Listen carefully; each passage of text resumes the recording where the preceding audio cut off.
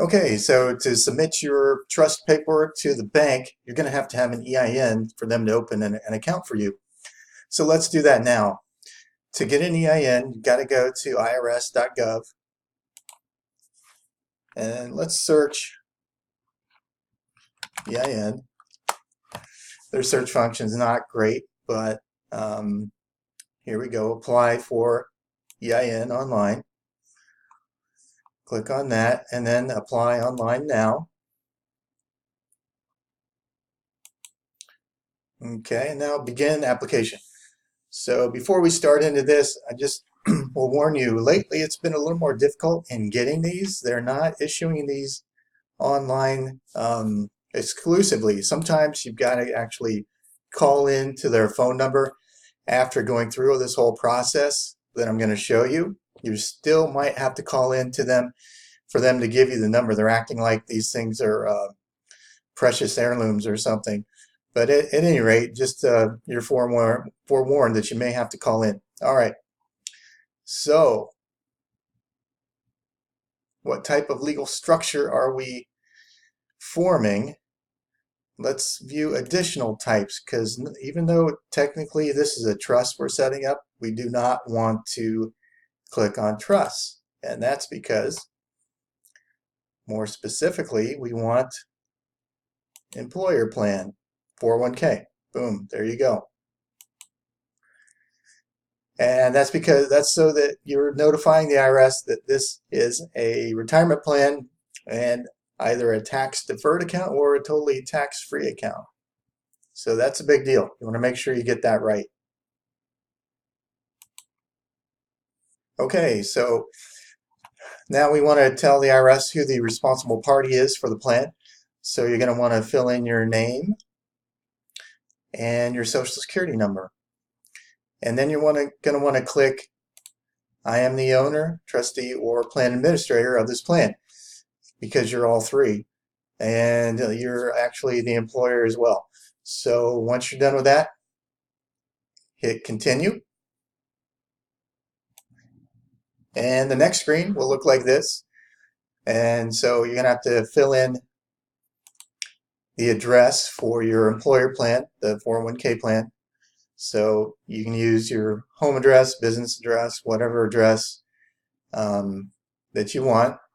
So you're going to fill that in. I'm not going to fill it in front of you because I can't disclose the details of my client that I'm doing this for. So then once you're down here, just leave this blank. And then you can just say no. Do you have an address different from the above where you want your mail to be sent?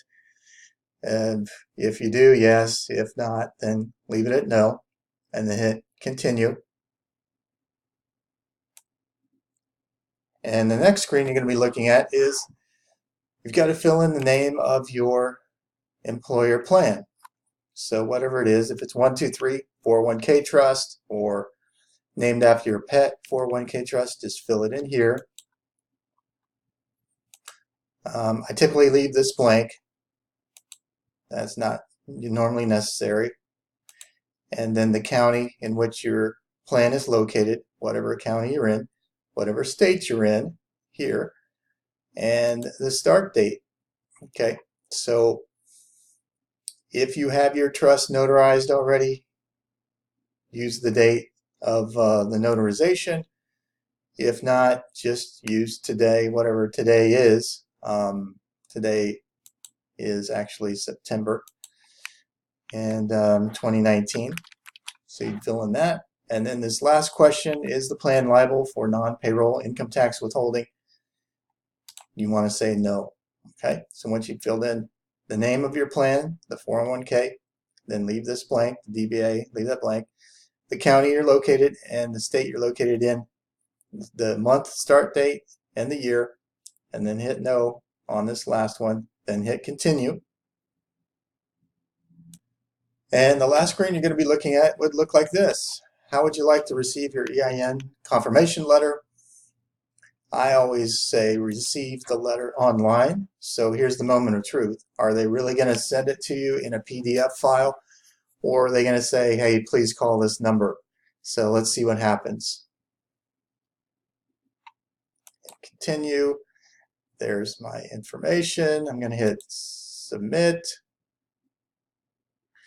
And they actually have it there. All right, so they're going to give me that EIN number online. So you just click here for your EIN confirmation letter. So I don't mind showing you that because that is a actual dummy trust. It's not a real 401k trust, but they did issue a real EIN number for me, which would be located here. So this is the EIN letter.